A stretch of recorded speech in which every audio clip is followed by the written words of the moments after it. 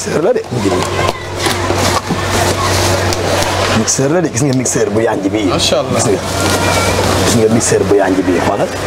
ci prix bu abordable nde boo ñëwee nga koy am nga xamante ni li ma gën a neex ci Ndiaye Xewal dégg naa ay mbiram dara seeru si te qualité dara cher te qualité lay jaay dara cher cuisinière yaa ngi cuisinière yaa ngi noonu dara cheru ci ba pare day ànd ak four déggool ma loo ñëw loo bëgg rek boo ñëwee ci Ndiaye Xewal da nga ko fiy fekk loo ñëw donc nga loo ñëw boo ñëwee da nga ko fiy fekk kaay xoolal frigo baax ngeen ñu ko ngir ñu mën a souffler tuuti dellu si waat nga xamante ni mooy suñu plateau suñu deuxième li nga xamante ni moo di actualité laay loo xamante ni ñu leen ko waxee woon démb rek ci bi ñu jeexal tey ji ñu am fi gan gu mag goo xamante ni dëgg yàlla liggéeyal na Sénégal lu ne liggéeyal na diwaanu Yoff tamit lu nekk muy ki nga xamante ni moo di honorable Adji ML Top muy nga xamante ni moom Ami Top nga xamante ni dëgg yàlla kenn doon ko présenté fii ci biir réew mi rawatina li fi nga xamante ni moo di biir Yoff nga xamante ni liggéey bu nekk liggéey na ko fi tey ji moom lañ fi dalal nga xamante ni moom Ami Top incha allah xam naa moom incha allah dañ koy bàyyi rek mu nuyoo ñi nga xamante ni moo di mbokk téléspectateurs yi nga xamante ni ñu ngi seetaan à travers Média Info TV mu nuyoo ñi nga xamante ni ñu seen honorable ñu ngi lay nuyu. merci beaucoup Ndiaga Aïssa mon frère maa ngi lay nuyu. di nuyu ñi ma fi fekk aussi le PDG Ousin nga xam ne c'est un ami un frère ñu dëkk aussi di nuyu Diop Abdoulaye di ko jox wàccuwaayam mais di jiital nuyoo bi aussi le khalife général des Layènes parce que Yoff la ñu dëkk fi la ñu nekk donc mu ko nuyoo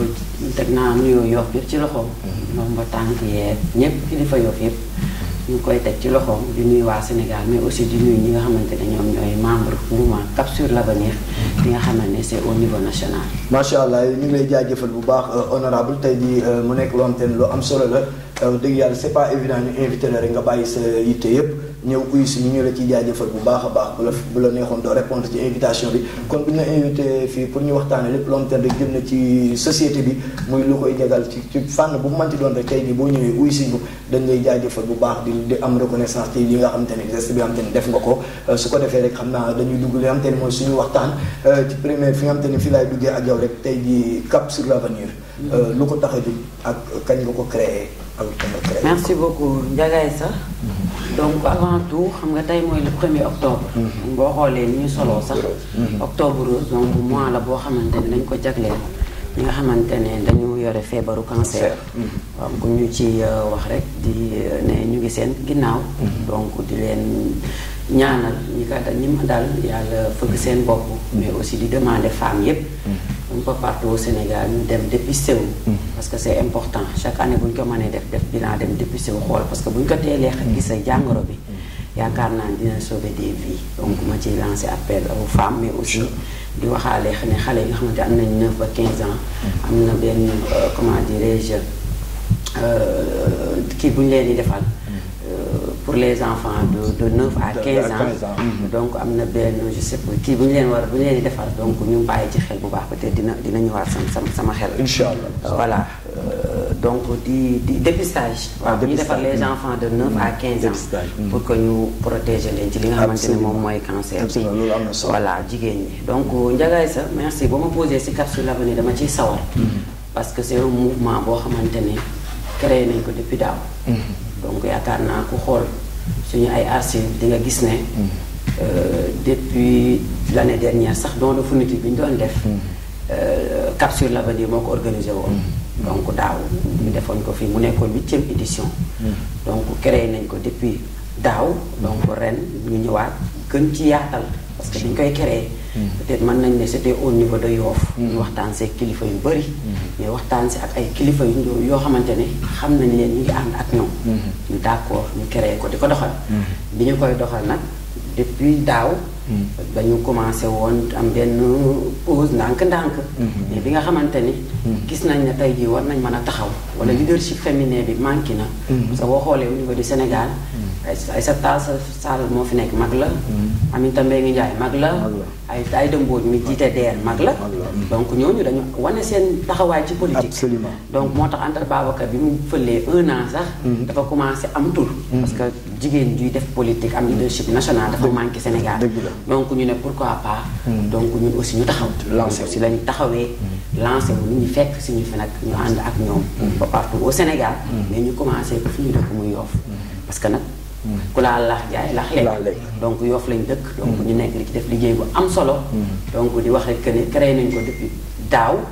donc ñu ngi ciy def liggéey maillage national incha allahu rabbi bientôt après notre activité xam naa nañ si ñëw def benn assemblée générale boo xamante ni Cap sur l'Avenir moo koy organiser pour suñu cellules yi nekk dans les 14 régions du Sénégal mu nekk lu am solo muy Ami ML Top honorable nga xamante ni dégg nga mu ngi créé mouvement bi nga xamante ni moo di Cap sur l'Avenir mu ni bi mu ko créé léegi def na 1 an mu nekk mouvement boo nga xamante ni di ko tax a jug du leen lu dul taxawu askan wi ba lépp loo nga xamante ni nemmeeku nañ ñi nit fi jiitu woon ku ci mel ni mu ko waxee léegi nii moo di Aminata Mbengue Ndiaye moom it liggéeyal Sénégal ku ci mel ni Soxna Aïda Mbodj mi nga xamante ni moo jiite DER ak ku ci mel ni ñi nga xamante ni ñu ngi ci biir dëkk bi di ay di brave filles yoo nga xamante ni ay mag lañu léegi seen kattan wala seen doole mayeetu leen ñu apporter Sénégal la nii ñoom les jeunes filles ñu gis ni kat waruñu war a mën a dugal seen loxo ci biir ñu créer mouvement Cap sur l'Avenir mu nekk wante lu am solo la ndax am réew boo ci nekkee da nga war a bokk ci ñi nga xamante ni ñoo koy développé ñi nga xamante ni ñoo koy doxal mu nekk lu am solo xam naa laay dama lay bàyyi ak suñu invité rek nga waxtaan ak moom Ami ziar naa lu baax a baax di rafetlu bu baax dal gi waaye itam di rafetlu bu baax li nga xamante ne nii taxawal nga ko muy Cap sur l'Avenir nga wax léegi aussi si sa biiri kàddu 1 an de création la am ñu gis ne Ami Amel aussi mu ngi ci ay activités am fi mu toll nii maanaam mën nañ ne soobu na ci mbir yi bu baax ndax kuy suivre bu baax say activités dina gis ne commencé nga def ay porte à porte pour sensibiliser nit ñi waaye itam defar ay carte yoo xamante ne nii tey day wane ne ñii kat dañu adhéré jëm ci parti bi ci mouvement bi nga xamante ni taxawal nga ko waaye ñun bëggoon na noo xam rek sa parcours politique balaa ñuy gën a xuus ci mbir mi ndax avant ngay egsi bay créer Cap sur l'Avenir am nga benn parcours politique boo xamante ne nii bu intéressant la boo xamante ni aussi profil la boo xamante ni mën na présenté wu fu nekk ñu bëgg xam sa parcours la. waaw merci beaucoup donc man je pense que moo tur Ami Top la. donc Ami Amel Top. depuis Sem Yoff. dañ ma ko doon woowee mu continuer mais Ami Top moo ne si sama ay papier donc suñu parcours Yoff la ñu jàngee école 1. amee fa entrée en 6e pare dem Sem Yoff am fa BFM dem Mandione Laye fa la ñu amee suñu bac après ñu dem ISI Institut supérieur d'informatique am fa suñu licence def nañ benn master en gestion des institutions financières à l'ESP bu Dakar donc loolu si côté peut-être suñu cursus scolaire la donc bac moo ñu jëlee Yoff te lañ wax dëgg fi lañ bokk suñu lépp Yoff la bi ñu jógee foofu nag man bi ñuy def bi may soutenir c'était en 2013-2014 donc ñu créé les Amazones de Diouf Sarr parce que sama yaay moo doon ànd ak Diouf Sarr di politique daan jógee chambre de commerce Kaolack di ñëw fekk sama yaay Tongo fekk ma yor sama kayit di réviser parce que sama yaay dañuy jege trop donc boobu sama yaay buy dem may dem topp ñoom Kopa Ngaal donc par la suite avant local lañ créé les Amazones de Diouf Sarr donc bi Diouf Sarr demee COUD gañu maire bi non 2012 bi Macky Fallo jox ko COUD ñu aussi ñu nekk di liggéey donc ba COUD yàlla def ñu dem COUD mu embauché ñu man Mbaye Niang Ngaal Kopa Yacine Fall absolument ñun ñëpp ñu nekk foofu di liggéey donc ba directeur beneen ñëw Ablaye Seydou Sow def ñu fa chargé de mission parce que li ñu fa yóbbu aussi agent de contrôle la ñu woon et donc par la suite avec nos responsabilités parce que jiite nañ les Amazones de Diouf Sarr à Yoff mais aussi responsable jeunesse féminine à pair au niveau de Yoff donc am beaucoup de combats qui s'est passé ici à Yoff ñu ne pourquoi pas ñu génn parce que doomu Yoff war na mën a génn dépassé toog ci commune bi rek di wax di détail donc si lañ génn ci une assemblée générale des jeunes de Dakar bu APR ñu daal di ñuy plébiscité on n'avait pas demandé ñu plébiscité ñu en tant que président de la jeunesse féminine de l'APR au niveau du département de Dakar par la suite le coordinateur Moussa Sow est venu la COJER nationale mu wóoluñu suñu taxawaay mu def ñu responsable national des jeunes des jeunesses féminines de l'APR ñu di ko doxal suñu ay activités au CCS mobilisation et tout ñu def ko loolu lépp day wane suñu engagement mais aussi day wane ne doomu Yoff bu mu taxaw wane ne fa fulla ak fayda et que politique muy góor muy jigéen war nañ ci mën a taxaw wane ci seen ay doxal donc si lañ jiitee dëkk jeunesse féminine Yoff jeunesse féminine Dakar jeunesse féminine nationale donc par la suite ñuy dox y a les hauts conseils qui sont venus en tant que conseiller parce que ci listu Benno Bokk Yaakaar Dakar le président Diouf Sarr était tête de liste. Amadou Niang bu Biscuiterie moo jiite woon jeunesse COJER bu Dakar. man ma jiite jeunesse féminine. mu investir Amadou Niang en tant que góor man tamit jigéen parce que on était les responsables jeunes du département. c'est pas que dañu investir parce que Amitab Yoff. dañu investir en tout cas bi ñu en tant que responsable des jeunes. du département de Dakar góor jigéen ñu jël leen investir leen. gagné wuñu mais passé nañ. 14 mois jàll ci liste département on a la chance de passer. donc par là au conseil ñëw. ñu ñëw defal suñu affiche. léegi sama nitu COJER yi ma doon àndal ñoo ko njëkk a partage man ki ma defal affiche bi. pour Sine la ma koy nuyu ko mu dëkk Fatick. la dëkk. moo ma njëkk a defal affiche bi amee tam candidate à la candidature au conseil bi. parce que conseil municipal bi ma ko waxee dama ne ko amal lii que moom partage que ni affaire yooyu na ko. mais gëm-gëm ñu publier ko. voilà bi ñuy choisir on a choisi. jeune kenn PS. responsable jeunesse féminine nationale bu AFP. day Maguette Lo. moo jiite woon Alioune Ndoye PS investir nit PS Dakar. man ñu investir ma responsable jeunesse féminine nationale de la PR mais aussi dans le département de Dakar. parce que on était des jeunes on voulait montrer que ne liste bi jeunes dañu war a bokk diriger. donc par la suite ñu jàll parce que Pastef Yewwi a boycotté. ndax bu ñu demoon élection amaana du ma nekk au conseil. mais yàlla. loo sonn ci politique dala koy fay. moo tax may demande nit ñu ne. ñuy sonn li ñu am as néew ñu koy bokk ak askan parce que loolu ngay defal askan bi day retourner waat en toi ak nu man. absolument bi Yewwi bu boycotté donc pas facilement benn liste amoon ñu jàll. à Dakar droit au conseil ñu dem. bi ñu demee j'ai vu ñu président ñu recevoir veille bi ñu waree installé ñu amoon activité ak Thérèse. président recevoir ñu palais. bi ñu recevoir ma ñëw ma bind ko note ne ko je vais être membre bureau. mu lire ko ne ma ok bi génnee mu xëcc ma ne man gis naa sa note bi le lendemain on se retrouve à kii Diamniadio pour nous installer officiellement. bi ñuy nuyoo noonu on a am nañ sa benn photo bu muy nuyoo ba jox ma loxo mu ne ma c'est ok. donc après la ñu woote au conseil Aminata Mbengue ñu lire 10 membres bureau yi j'étais la 3e secrétaire élue. en tant que jeune gën fa nekk xale. donc loolu peut-être amul président bu ñu xamul woon engagement bi amaana loolu du ko ci fekk mën nañu def membre mais duñu def membre bureau parce que membre bureau tu avais un rang de ministre. donc foofu la au conseil. donc on était aussi chef de cabinet du ministre Abdoulaye Diouf Sarr. donc nekkoon nañ ko fa yàggul nag coow bébé yi am. après ñu wàcce ko. ñu ànd ak moom mu dem assemblée ñu ànd ak moom mu nekk FONSIS. ba bi Macky di wàcc 2024. def na 6 mois avec nguur gi. balaa ñu koy wàcce. Macky bi muy dem da ko bàyyi ak poste directeur général.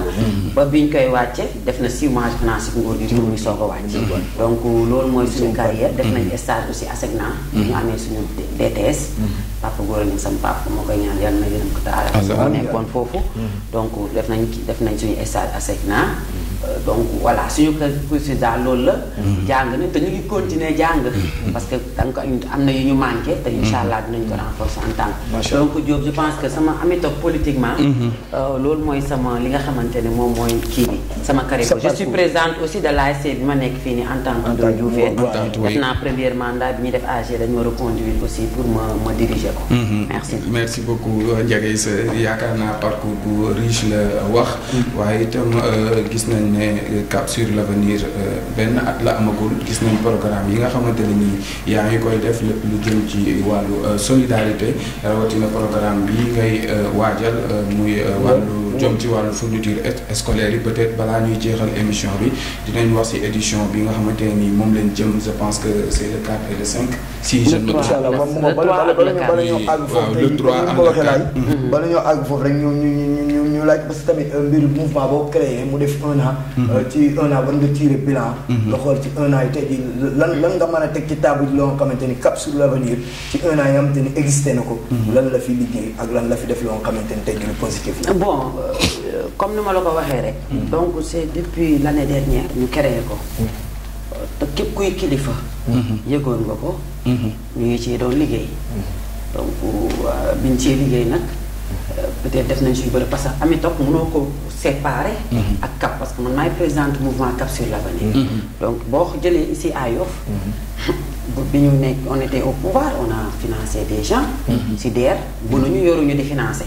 mais jéem nañu wuti ji dem financer ay nit jàppale leen les listes sont là ay permis de conduire maye nañ ko fii ci dëkk bi jeune boo xamante ne def na activité tuddee ñu wala mu invité ñu déplacé wu ñu dem def ci li nga xamante ne moom mooy suñu doole te buñ koy def lépp ci turu mouvement Cap sur l'avenir lañ koy defee parce que moo koy capitaliser parce que mënoo séparer Amitote ak le mouvement Cap sur l'avenir. Cap sur l'avenir aussi installé na 10 calebasses à Yoff yi ni ay carnet la yoo xamante nañ ko def. xoolee suñu maam mu ngi nii. bi calebasse appel la.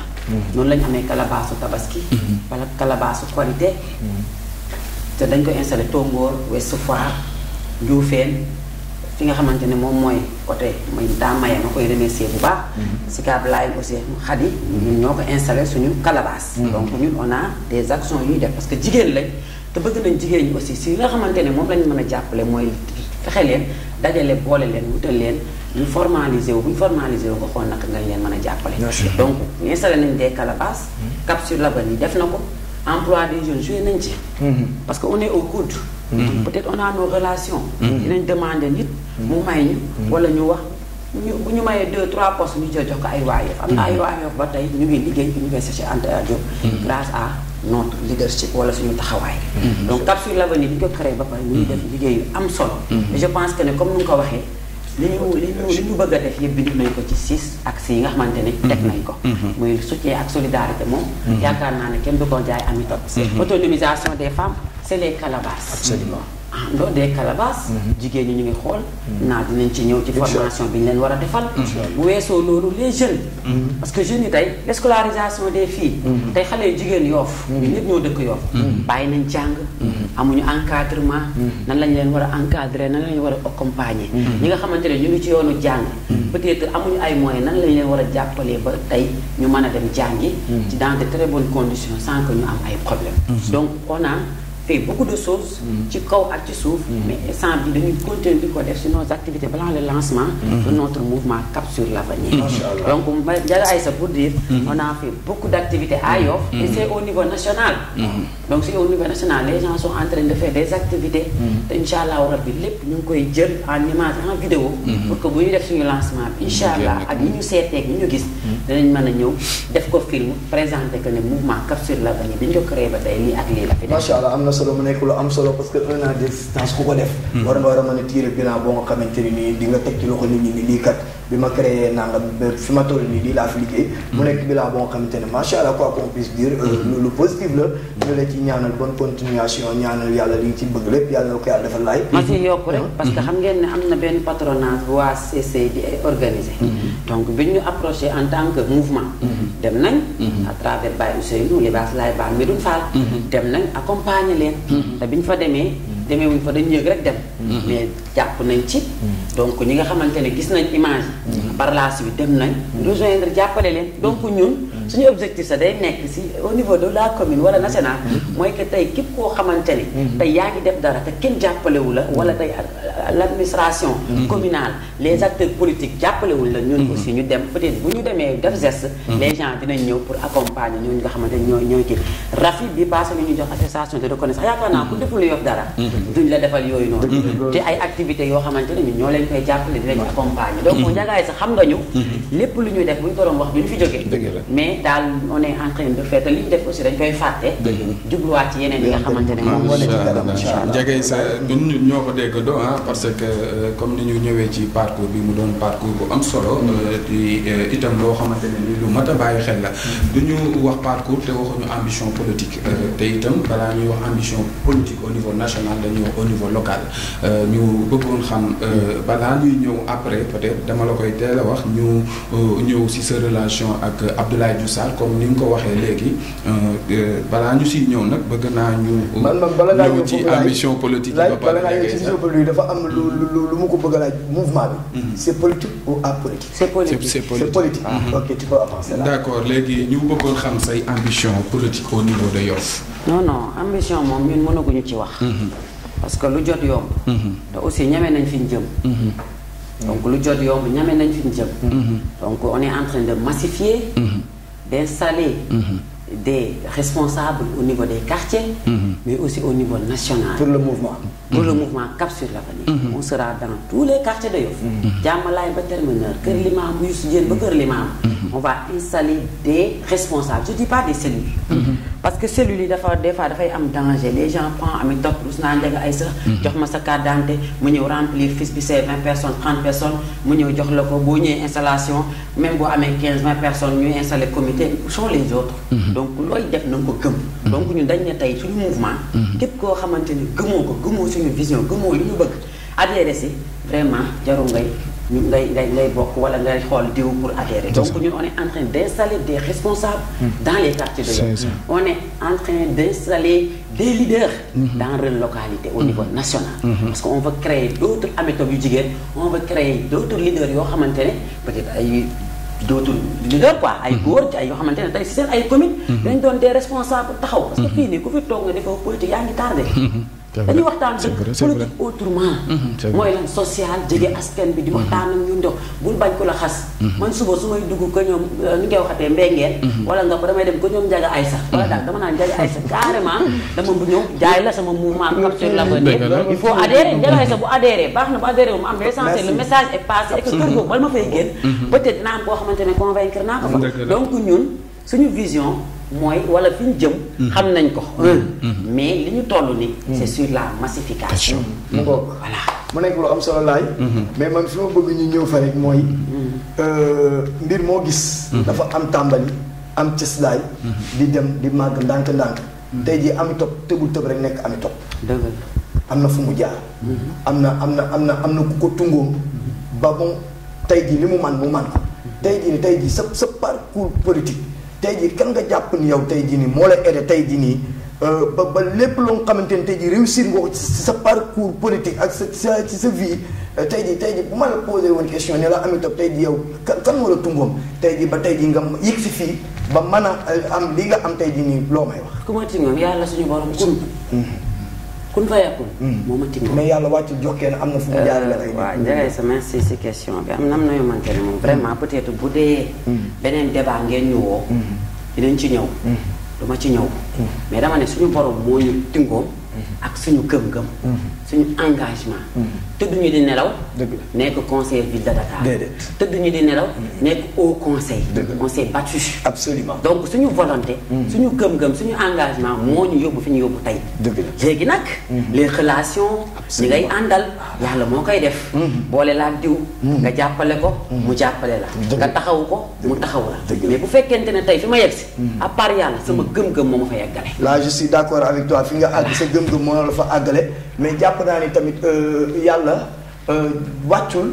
jox nit ki directement. sa gëm-gëm ak sa volonté ku mu yóbbul fenn mënoo dem fenn man loolu moom li nga wax ni ci dama ci ànd ak yow. dama ni wax ni dama am vision dama am gëm-gëm que ni nit ki fu muy àgg gëm-gëm moo ko fay àggale mais tey jii boo amee gëm-gëm te amoo kenn koo xamante ni dina la pousse. di la jàppale ngir sa ambition ngir sa gëm-gëm nga bëgg nga yeggale ko fu nga ko bëgg a yeggale jàpp naa ni pour nga dem day difficile. mais tey jii politique tëboo tëb rek nekk Ami Top. tout à fait.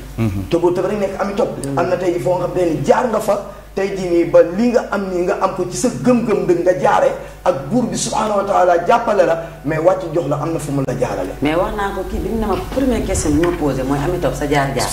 expliqué naa ko parcours bi jaratul question expliqué naa ko. non man ba tey question moo leeru kon ci man quoi non Ndiaga sa léegi Ami man ma comprendre. léegi Ami mais moom li ma wax sama parcours. expliqué naa ko fi ma jaar yépp. tout à fait xaaral Ndiaga léegi xoolal léegi waaw léegi nañu recadré waat débat bi parce que boo ñëwaatee bu ñëwaatee ci wa merci si looloo tax ma ne bu ñu ñëwaatee si say ambition politique ma ne Ndiaga may ma da nga may laaj. ja ok am benn problème. dafa am yéen a ma invité bu ngeen di xëccoo ni. merci man ak yéen a waroon xëccoo ni. xëccoo ma ak laaj. moom moo waroon plateau bi. xëccoo ma ak laaj mais dafa am loo xamante ni. question bi ngay soit boo ko mënul posé. laay posé waaw non ma bàyyi ma posé man mën naa la posé man li ma la laaj dafa clair. parce que tey jii man jàpp naa ni tey jii nii man. fii ma toog tey jii nii di fi liggéey. tey jii nii gëm-gëm ak bëgg-bëgg moo tax ma ñëw fi. mais tey jii am na ku ma tendre la main ba tey jii nii ma mën a toog mën a exprimer wu di waxtaan ak askan wi. man foofu laa maanaam boobu li ma bëgg a waxee mooy sa carrière. tey jii am na fu ko yàlla jaarale. mais ci biir jaarale googu yàlla jaarale ko tey jii ba nga nekk li nga nekk am na ñu nekk sa ginnaaw di la jàppale di la dooleel ba tey jii ni Ami Top lépp loo xamante ni jublu na ko pour def ko rek mu am ca ndam. man côté boobu laa posé question bi. est-ce que comprendre nga baal li ma bëgg a wax. Ndiaga sa ba tey comprendre ma sa question. ah loolu moom bàyyi ma avec ma sœur. on laisse passer on peut léegi bàyyi ma avec ma sœur ma continuer ci lancé bi nga xamante ne ni moom la ñu nekkoon parce que bi ñu jugee ci parcours bi wax naa ci ambition politique yi ndax bu ñu la déggee man ba personnellement sama gis-gis ak sama vision am na ay ambition yooyu politique yoo xamante ne ni tey peut-être mu ngi sa kanam peut-être dans l'avenir comme ni nga ko waxee su mbir yi gënee taxaw parce que mouvement bi comme ni ñu ko waxee depuis sa création 1 an la am te récemment nii la ñu gis yenn sorties yi nga xamante ni yow en tant que leader yaa ngi koy def kon yaa ngi toll ci massification kii nga xamante ni tey mu ngi toll ci massification mu ngi wëyal ay activités aussi ci suuf defoo ko parce que da nga ko def pour noonu am na loo bëgg loo xamante ne ni tey dafa nekk ci askan bi yow yoon bi nga jël mooy da nga dem ci askan wi fekk ji leen ñii nga dem fekk leen seeni kër ñii sur invitation comme ni nga ko waxee gis nañ ay distinction yoo xamante ne ni jox nañ la ko yu jógee ci ay organisation yoo xamante ni muy ay mbir yu am solo yoo xamante ni ñu ngi koy def yow ci sa jëmm donc ci côté ambition politique boobu noonu comme li nga ko waxee peut-être dans l'avenir la sànq ci say kàddu comme li Ndiaga Issa bëgg a wax peut-être loolu moom ci côté am lay concerné mais man concernant mes questions yi nga xamante ne nii maa ngi la koy posé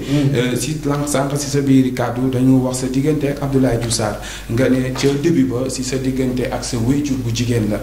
mu rafet lool ñëpp xam ne Ami Top mii ku ko xamoon bu njëkk yaa ngi koy gis ci wetu Abdoulaye Diouf Sarr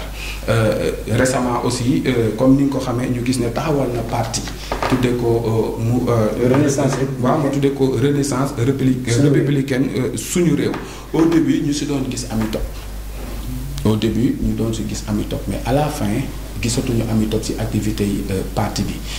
ba xam yow da nga ne ci biir parti bi wala nekkuloo ci parti bi. bon merci beaucoup xam nga dama ne question bi sax andiwuma fi.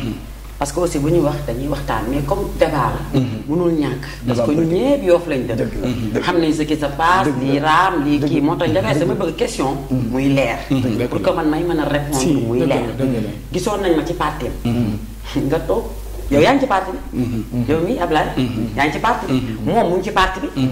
teewul ma dama ñëw jël sama courage. pour toog ak yéen waxtaan. parce que xam naa ne tey jii yéen li ngeen may poser ce sera des questions yoo xamante ne. ça n'a rien à voir avec parti bi ngeen bokk. man aussi li ma fi indi mooy sama mouvement Cap sur l'avenir. nan la koy jaayee waa Yoff ak waa Sénégal. donc question bu ma sentir pour tontu. ci laay tontu. mais nga gisoon nga ma fa gisatoo ma fa. kon la tax gisoo ma fa te da nga bokk ci parti bi. da ngay dem nga poser question. sa leader. nga ne ko kat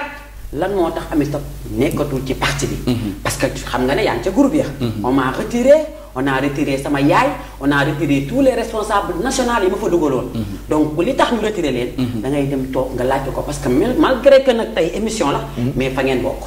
dañuy waxtaan rek te yàlla tax. malgré émission la. da ngeen a bokk ci parti boobu. kon comme gisoon ngeen ma fa rek. man sama jaan wàcc na. la ma fa jëlee nag. ngeen jàpp ne dama fa jógee. léegi noonu dañuy dem ngeen toog ak leader bi. ngeen laaj ko lii ak lii ak lii mais man li ma fi indi tey. mooy wax ak waa Yoff. que ne tey nañu ànd liggéey pour l'intérêt des Yoffois et que jeunesse bi lañu war a yeew. gis nga politique bi léegi xale koy def. parce que ay xale falu ci réew mi. am na ay kii politique booy dañ leen teg de côté. waxuma nag duñ ñu gunge. ay mag dañu war a gunge. dañu war a accompagner. dañu war a soutenir. bu ñu gëstoo gis ay mag suñu ginnaaw. loolu dañuy réconforter day tax nit ñi sax gën ñoo jox cër. mais aussi bu l'heure de la jeunesse sonné. nañu mettre la jeunesse devant. accompagner leen soutenir leen. te bàyyi yenn yi parce que jaru ko. am na solo je dirais jamais du mal de Abdoulaye Diouf Sarr. c'est un papa. ku la maye. waxuma la maye la rek. mais mu waru gar bañ la indi. jabaram moo ko nangu. yónnee ko sama yaay buusewul. xam nga leen Ndiaga ay sax. loolu du lu ndaw. soxnaam récupérer sama warugar yónnee ko sama yaay suñu kër. ko relation boobu c'est autre chose. te dara du si yàqu. mais li may tontu daal mooy mon frère Diop. yaa ngi fa. il faut poser cette question bu ñu ñëwee nag ñoom ba wax ci. li tax man dinaa mën a toog mais man xaw ma lu tax ñu retiré ma ba man ñu génn. Ami macha allah léegi comme li nga wax rek dafa doon lu am solo. parce que da nga ko souligner ñun boog personnellement man je parle de ma personne man naa toog ci plateau du ma fësal fan laa bokk. parce que damay def sama liggéey et je dois être un professionnel sur ce métier. donc am na loo xamante nii sax warul sax feeñ ci kàddu muy wane ne man fii laa fekk wala dara. parce que avant tout man dama la estimer avant tout dama considérer comme une sœur. et yaakaar naa aussi bi nga taxawalee ca mbir mi aussi. si ñi la encouragé mouvement bi moo jiitu RR. mouvement bi moom moo ko jiitu. voilà te ba ma ko créé j'avais reçu des attaques. si parce que xam nga tey yow boobu tey bu ñu toogee fii. tey bu ñu toogee fii. Yoff bi yëpp. peut-être mën nga ne ñi nekk ci groupe bi wala ñi ànd ak waa ji mën nañoo xam li nga xamante ne ay sew sew la ay non maanaam da ngay expliquer que ni may def quoi. man expliqué wu ma en tant que ku bokk ci parti. damay expliquer en tant que journaliste. xam nga léegi tey bu fekkee tey ñi nga xamante ne nii yaa ngi wax fee yi nga xamante ne nii peut-être teg nañu la ko. si suuf mu nekk ci groupe WhatsApp wala genre yu demee noonu ñoom am nañ si aperçu non xaaral Diop. xam nga Yoff la ñuy waxee. te fii ñëpp a bokk. dëgg la tax xale laa. jigéen laa mais aussi ñàkkuma fit. tax njagaay sax xam na ma bu baax. moom ñàkkuma fit bu dee fulla ak respect ma xala loo ma mënti dig sur terre. boo ma joxul cër ma bàyyi. mais waxuma ne. lii ak lii wala dañ may def non dama ne. yow da nga ma poser question. à ce que dama bokkoon gisatoo ma ne la da ngay laaj. wala boo leen invité. nga wax leen lu tax Ami Top ñëwatul. c'est simple xam nga ñoom bu ñu tontoo rek man dinaa xam mais man mi toog di wax ak yow xaw ma. kon man su ma la déggee Ami Top ci question boobu yow d'après man ni ma déggee laa wax dëgg. dangay sa question yi tamit yow. dee ko leeral teg ko maanaam question bu ko ragal di ko wiiri di ko jaari ndaay xam nga parce que boo wiiri jaari ndaay mën naa wiiri jaari ndaay dañu yàgg fii dépassé émission mënoo fit sama gémmiñ te xam nga fu ma jëm dama tey ji man su ma la déggee ni nga waxee kon yow génnoo ci parti bi da nga jékki-jékki gisatoo sa bopp ci groupe bi wala informé tuñu la mais yow en tant que Ami Top taxawoo fenn taxaw ni génn naa Renaissance républicaine. en tout cas Ndiaga Aïssa li ma la mën a wax. waaw moment bi may wax ak yow nii. waaw lu dul cap sur l'avenir bi ma jiite. bii nii ma jiite ko photo. dugguma si dëkk bi di mbubboo kenn sama flyers laa yor Ami Top cap sur l'avenir le Sénégal pour tous avec mes axes 6. lii nii ci laay dox ci laay wax. leneen intéressé wu ma. loolu leer nañ loolu leer nañ mu nekk lu am solo loolu mu nekk lu am solo Ami. man beneen bi ma jëm. for naa ci réewu bëy tamit. waaw ñu ni Ami Top mu ngi préparé wu pour 2027 pour être candidat à la mairie de Yoff. mais kii posé na ma question bi dama ne. ñun fi ñu toll. on est sur la massification. waaw xam nga ku nekk si massification da ngay wuti nit ñi. jéem convaincre waa Yoff ne leen noonu la parce que tey man sama premier li ma gën a accès wu si sama politique. moment bi à Yoff. c'est les femmes et les jeunes. les femmes parce que man Ami Top man nii politique. xam li leen di métti yàgg a jiite ay femmes. femme moo xam ay soxlaam. femme moo xam ay difficultés femme moo xam aajoom ak ay soxlaam. kon man maa mën a fajal femme yi Yoff seeni soxla. jeunesse bi problème emploi formation. ils en ont besoin. donc soxla boobu ñu ko soxla. man am naa ci programme boo xamante ni incha allahu rabbi. dinañ ko teg ak ay jeunesse si Yoff proposer leen ko tegal leen ko sur la table ñu ànd liggéey si. kon man élection locale ak tout xalaatuma ko. xam nga xalaatuma ko. parce que lu jot yomb te ñun ñame nañ fi ñu jëm. kon li ma réeru nit ñi wax mais yow taxawagoo benn yoon. taxawuma fenn lii wala laa l'essentiel je suis sûr la Ndiaga Aïssa ça je te sais xam nga nit tamit. doone xam nga 2027 ñëwagul. xaw ma luy xew. peut-être am na ñoo xamante ne ñu ngi xëccoo di xeex. duñ ko fekkee. am na ñoo xamante ne ñu ngi defe ne ay ennemis lañ ci say ay parti ay mouvement ils peuvent être ensemble demain. sur des coalitions. moo tax à chaque fois. man damay wax ne. ay diggante. nañuy sàmm ëllëg. man damay bëgg ëllëg su ma toogee xam nga tey boo toogee kilifa. dama mas a am dëgg ci moom. tey Ndiaga su ma toogoon. ak benn kilifa. nga war ñoo ñu toog waxtaan juboo wala xool lu ñu àndee. yow doo ma mas a même bu dee bu ma la waxee ma xam ne li ma lay wax dëgg la. yow di nga xam ne dëgg la mais doo ma jox dëgg ci kanam kilifa gi. parce que man maay xale. maay am toor kon man damay bëgg ëllëg su ma toogee kilifa parce que politique lu ne am na si li may wax rek Macky Sall Ablaye Wade da ko defar moo ko defar. lu ne mu fal ko. ba bi muy waaj président assemblée la. Macky Sall bàyyi Abdoulaye Wade. bi mu faloo Karim la njëkk a tëj. tëj ko fi ba am 2 ans pare génne ko Karim boobu ba tey duggul Sénégal. mais bi ñuy def élection législative passée. mais Karim ak Macky ñoom ñoo def coalition takk walloo. élection législative. Karim defar li ñu ànd liggéey. pour que di politique. mën nañ jotee tey am ay tiraillement. mais ëllëg dafa mat a sóoraale. moo tax à chaque fois man képp ku ma mas a ànd rek. su ma la fekkee dama lay orma jox la sa cër. ba mu doy. parce que quel que soit alpha sama kilifa nga. donc du ma ñëw créer sama mouvement. fekk fi ay nit di def ak ñoom damay dem ci ñëpp te ñun dem nañ ci ñëpp. ubbil nañ suñu buntu ñëpp on a visité Ousmane Samba dem nañ fa. dem nañ si Imam Bamba Sall dem nañ fu nekk dem nañ fa Jaraaf si liggéey Binta Ndiir. fu ne dem nañ fa. pour wax te dañuy continuer dem pour waxtaan ak ñoom. parce que tamit bu dee au niveau national. Yoff laa dëkk. mais lu jar a sóoraale Ndiaga Aïssa mooy toog. bis penc. kuy wax rek. waxal loo xam ndax am na ñoo xamante ne yàlla dafa def ñu xamante. dëgg la merci. mu nekk loo xamante ne lu am solo la mooy ni ñu ko waxee saa su ne ñu ngi seen émission ba léegi li nga xamante ne moo di le débat matinal fii ci Média Info TV. ñu invité ki nga xamante ne moo di honorable Amé Emel Top. nga xamante ni moo jiite mouvement bi nga xamante ni moo di cap sur l'avenir nga xamante ni moom ni mu ko waxee léegi nii moom nee na instant bi ci fi nga xamante ni fa la focalisé wu mooy mouvement bi nu mu jëmee ci kanam li nga xamante ni ay mébét la yoo xamante ni am na ko ngir liggéeyal ko jeunesse féminine bi ak ñi nga xamante ni ñoo di jeunes yi pour ñu am seen avenir bu positif nee na ci loolu ci la instant bi ni ci la focalisé wu ci loolu la nekk mais leneen lépp loo xamante ni rek mu ngi nekk ci dëkk bi nekk ci wàllu rumeur ak lu mu ci manti doon rek moom loolu noonu doxu ci waxu ci jusqu'à preuve contraire bu jotee pour mu wax ci wala pour mu def ci bu boobaa moom dina taxaw def ci laay ami duñu ci yëkkati plateau bi te duñu wax aussi sa relation ak régime actuel bi fi nekk gis nañ ne lu ñuy investir Abass Fall la fois passée gisoon nañ la ci ñi nga xamante ne ni tey ñi nekkoon ci délégation bi mën nañoo xam sa diggante ak Abass Fall bi nekkoon bi ñuy investir ak Abass Fall ci mairie Dakar bi. question bi ma dimbali la si question. déedéet moom si parce que mu xam nga boo nee délégation da nga naan. question bi lan la mooy Abass dañu wàcce Bart. mu am maire intérimaire. Badiane Ngone Mbeng. ma koy nuyu au passage. léegi mu waroon def 3 mois.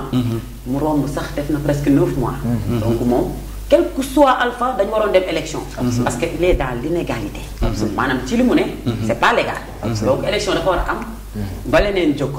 donc Abass était candidat donc da nga may laaj lan laa doon def ci jour bi ñuy voté le maire de Dakar. Abass loolu nga may laaj loolu la question. non kii la. mais je suis conseillère. Absolument, conseillère. Je suis conseillère municipale à la ville de Dakar. J'ai voté. Absolument. Et le vote est secret. Voté naa ki ma sentir. mais moom laay voté daal. loolu moom jarul question. J'étais là-bas parce que je suis conseillère à la ville de Dakar. conseillère la woon ci ville de Dakar laay.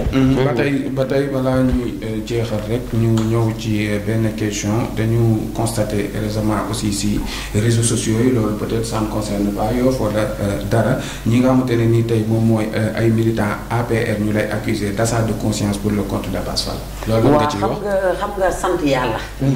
damay sant yàlla di wax waa Yoff. war ngeen a fier ci seen doom ngeen baal ma. parce que jigéen laa.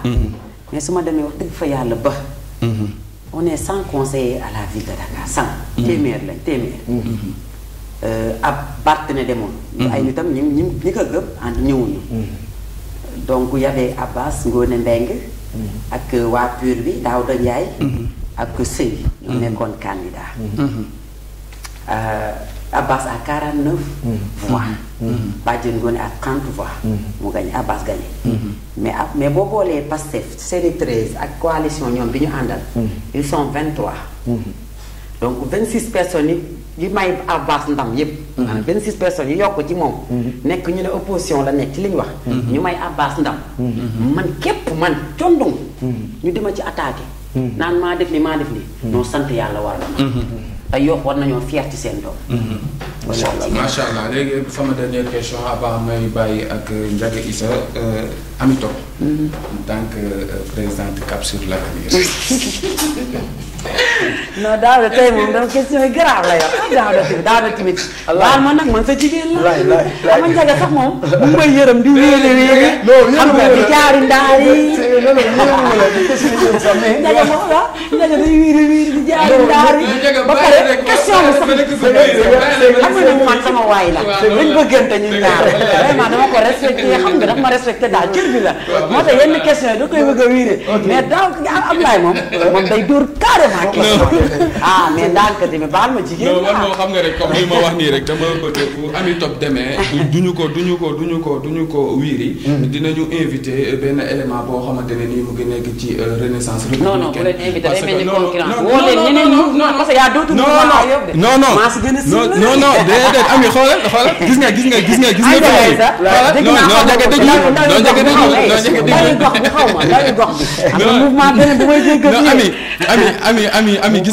nga fii Ami gis nga fii nii ñu nekk muy Média Info de passage ñuy nuyu Ousseynou bu baax a baax comme yow ni nga ko waxee kenn du moom nanguwul sax kenn ku ñu manipuler te wallaahi azim man nee naa Ousseyn mi peut-être bu may wàcce moom moo may jox lu ma yóbbu sama kër kon su ma toog fii di am ku may yëkkati Ousseyn la war a doon wallaahi azim te itam yow tamit xoolewu ma la benn bëtu non nga far wala fële mais des fois débat question bu ñu la ko posé da nga koy renvoyer si yooyu mais question gën a dama parce que sama relation yow danga may message dama lay message des fois ngi sama état dara nga aimé ko et tout loolu mooy yoof mënuñu ko digg dañu jeunesse bi dañu war a mën a cultiver solidarité kenn bañ ñu jaxase bu ko defee mën nañ tas parce que ëllëg on peut se retrouver c'est ça man damay gis sama bopp ci yow parce que man Jacques sa chaque jour ma wax la ko man kenn moomu ma kenn jënduma itam kenn du ma conditionné man nee naa cër bi ma jox sama baay moom laay jox ñëpp mais mennam sama baay moom moo ma mën a ne ma toogal ma toog jugal ma jug parce que tey lépp lu ma doon ci àdduna moom la koy ñaanal yàggal ko fi du ñu yëkkati aussi jotaay bi Ami te question bii mënoo wax ba du ma la ko posé non garaawul say ambition peut-être dans l'avenir ndax mën nga dem ba collaborer ak nguur gi fi nekk nguur gi fi nekk régime Bassirou Diomaye Faye bi ak Ousmane Sonko déen ba tey xam nga maanaam dañu tollul ci phase rejoindre wala ànd ak kii wala dem élection xaaral ma tontu la rek xaaral nekku man Cap sur l'Avenir bi ma jiite nekkuñu ci xalaatuñu yooyu xam nga lan lañ nekk xaaral rek dañuy waxtaan xamoo si lan la ñu nekk. non damay non man waaw xaaral damay revenir si question bi. man dama bëgg xam ndax yow da nga taxawal mouvement bi pour dem di bokk ci ay coalition rek. wala yow da nga non coalition kenn mënu ko bañ de ëllëg. non kenn xamoo dégg nga xaaral da nga ma posé question. waaw vas-y mais sinon termine après ma tontu. non vas-y non coalition fii kenn mënu ko fi bañ. parce que dialogue am na fi. nit ñi wuy di dialogue ba. xam nga dialogue am na fi. am na. ma reetaan la waaye merci dialogue am na fii Sénégal nit ñi dem dialogue ji te pourtant ñooñu ils sont dans l'opposition mais dañu dem dialogue ji la tax ñu dialogue ji ak la tax ñu invité leen xamoo ko amaana man xam naa ko amaana xamuma ko tamit kon maanaam coalition kenn mënu ko bañ Yoff la mën a war dama koy xaar Yoff d'abord dama koy xaar Yoff ëllëg nit mën na ñëw mu gis ne war nañ coaliser pour ay échéances Cap sur l'Avenir waxtaan parce que affaire bi tamit bu nit ñi jàpp ne Ami Top la de wallaay azim du man kese c'est un mouvement te lépp lu ci war ci respect membre yi ak sympathisant dama koy jëfee mën naa ñëw njaga ay sama nekk waaw man de yow ak man ak yow vraiment man c'est personnel suñu relation personnelle et tout mais su dëggee ci cadre Cap nekkatul Ami Top mais Cap sur l'Avenir la ma jiite ko ànd ci ak ay mag ak ay kilifa donc ëllëg coalition mën na am Yoff mën na am seen présidentielle mën naa doon tamit candidat président de la République bien sûr dañu waxtaan dëgg rek Bassirou Diomaye Faye gënumaa jàng bu day làkk français may làkk kon ku nekk dangay xaar loo xamante ne ñëwagul donc coalition mën na am fii au niveau communal mën na am au niveau national kon kenn du ko dàq kon ëllëg suñu mouvement bi mën nañ xalaat te ñu ngi koy xalaat que ne mën nañu coaliser ci échéance yi di ñëw muy Yoff muy Dakar muy Sénégal kon loolu moom mën na ne mën nañ demal suñu bopp tamit lu ne mën naa ne donc loolu moom mon frère Diop xamal ne loolu kenn du ko bañ te ku fi yor parti wala mouvement tamit boo waxee ci télé wala fépp que ne mënul ne xamoo kon politique macha allah ami macha allah ok mu nekk loo xam te ne lu am solo la dégg ngeen ko ni mu ko waxee coalition mënuñu ko bañ parce que ku créer mouvement jàpp nga ni bu la nit ñi oowee fa sa intérêt nekk intérêt mouvement bi nekk ca foofa ngay dem pour la nga ci bëgg nga mën ko ci am mu nekk loo xam te ne tamit dañ la koy nangul mu nekk lu am solo li ñu leen ko waxee saa su nekk rek suñu plateau bi bu ñu ku manti doon rek ñu séq dëkk bi séq Sénégal dañu fi ñëw toog ñu waxtaani Sénégal da nga wax léegi amee toog wax bu am solo ñun ñoo bokk dëkk bi te li ñuy defaral ak li ñuy boole mu ëpp doole lu ñuy xaajal te lépp lu mu manti doon ci àdduna dafa am loo nga xamante ni nii des relations personnelles bu ñu ko jël di ko politiser na nekk relation yoo nga xamante ni relation personnelle la bu waxtu pël ni ma ko jël Sénégal ñu liñ tardé amee toog du leen waxtu liggéey day jot ñu bàyyi fa liggéey bi di politique te waxtu liggéey la ñu toll nañu liggéey bàyyi politique bi nga nit ki relation professionnelle la relation politique la relation personnelle la ku ci nekk nañ la nangul li nga xamante ni man damay liggéey parce que instant bi je suis en vacances université bu tëjee ñun dañuy tëj bien sûr dañu ubbi léegi bientôt buñ ubbee tamit bu ma liggéey ba wàcc daani sama doole ba wàcc li may suturaloo laay ànd ak ñi may àndal ñoom tamit dañuy liggéey ñu ànd dugg ci dëkk bi. macha allah mu nekk loo xam ne lu am solo la. li am solo rek mooy ñun ñoo bokk dëkk bi. ñun ñëpp li ñu war rek mooy comme ci manti loolu ak foo mën a nekk nañu rafetal. nañu rafetal parce que li ñu boole muy sang mu ëpp doole li ñuy tàqale muy politique. kon lépp lu mu ci manti doon ni ma ko waxee sànq bi may ubbi ñun plateau bi bu ñu fi toogee wallahi ow ñu fi pour kenn kon dañ lay teg fii pour di la dammi wala pour di la bekk ñun ku ñu xam ne ñun suñu genre nit boobu ma waxaat ko encore une fois am nañ conviction dëgg te bu ñu fa tolloo j'assume mais bu ñu toogee ci plateau bi pour tout le monde la amuñu fu ñuy far ak fu ñu dul far li ñuy intéressé rek mooy ñu ñëw toog waxtaane te ki ñuy indi fii di ko waxtaane dañu koy poser question mu tontu ñu am na loo xam ne bu ñu ko ci poser question nangu ci tontu loolu duñu ko forcer parce que boobaa conviction boppam la dañ koy bàyyi ba wax ci jot mu wax ca bu fekkente ni yom te ne bëgg na ci tontu mu tontu ci mais duñu ñun amuñu question bu ñuy wiiri comme ni mu ko waxee ak bu ñuy wiiri mais dafa fekk ni rek booy wax ci télé di wax da nga war a sóor ñi nga xamante ni ñu ngi lay seetaan sóor sa njaboot sóor ki ngay waxal njabootam sóor ñi ci ginnaaw ba lépp looy wax tamit na rafet nga wodd ko xam ne ñun ñoo bokk dëkk bi mais sañ wax naa ko sañ man kese naa ko def man kese wéetoo ko yow kese lu mu ci manti doon rek dañ koy wodd parce que jikko yooyu moom lañu cultivé ci ñun jikko yooyu la ñu am mais tey jii sañ-sañu ni ñu pëw wax mën nga ko am mais après la nekk ca ginnaaw wax mën na nekk gaynde mu ko mën na nekk gaynde fàdd la kon lépp lu mu ci manti doon rek fexeel ba ki ngay waxal comprendre fi nga bëgg a waxee mu comprendre ko mais yàlla ñun tim xamante ne ñun ñëpp a bokk yam ci ñun ñëpp a bokk yam ci ñun mu ngoog mu nekk lu am solo mais mu nekk lu am te lu am solo tey jii ñu kontaan ci invité la ñu toog ci plateau bi ñu waxtaan parce que nit ku ne da ngay am ambition man loolu laa gëm nit ku nekk fa nga nekk jàpp naa ne da nga war a contribuer sur sa société jàpp naa ne da nga war a nekk nit boo nga xamante ni lépp luy doxal société war nga caa nekk nit litige nit mënut a ñàkk ci lépp nit ñooy gis dañuy jékki-jékki am ay ñoon mais bu ñu retrouver waxtaan yàlla mën na indiwaat jàmm ñu continuer seen chemin te man wax dëgg yàlla xam naa bu baax liy dox ci dëkk bi xam naa bu baax nit ñi xam naa au fond ci biir nit ñi ñoom te ne dundoo naa ak ñoom xam naa seen biir xam naa carrément ni ñii ay nit yu sincère lan ñii ay nit ñu bëgg jàmm la ay nit ñu bëgg nit lañ bëgguñu lu blessé nit peut-être le politique moo nekk camp boo nga xamante ni demal beeg dikkal beeg joxal jaay indil jóob bi dafa bari ba mën na indi loo xamante ni sax ni nit ñi jàpp ni moo am fekk ni loolu amul am na leneen lu ko gën a rafet lu nekk ci suuf lu nit ñi dul yëg lu nit ñi dul xam kon li am solo rek mooy lu mën a xew nañu xam ne ñoo bokk dëkk bi ami toog mi aw côté bële di liggéey jàpp naa ne pour lu rafetal dëkk bi moo ko tax a jóg Baye Seydi mi nekk fële di liggéey jàpp naa ne lu rafetal dëkk bi moo ko tax a jóg Renaissance républicaine jàpp naa ni lu rafetal dëkk bi ak lu jëmale Sénégal kanam moo ko tax a jóg kon kii bëgg fu mu fanaan ak kii bëgg ko wéttali tëjal bunt bi mënu leen boole li am solo rek mooy nañ ko def joo gis nañ ko waxtaane moo ko jiitu ngir lan ñu am Sénégal boo nga xamante ni ca kanam la jëm moo loolu rek moo tax ñu créé plateau yi di ci waxtaan mais